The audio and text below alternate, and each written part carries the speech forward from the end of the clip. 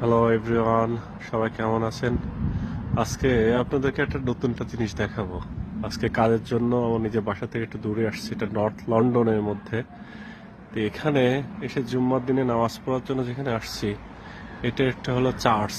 হ্যাঁ, তো চার্চের মধ্যেই, ঠিক আছে, চার্চের মধ্যেই এখানে হচ্ছে আপনার মসজিদ।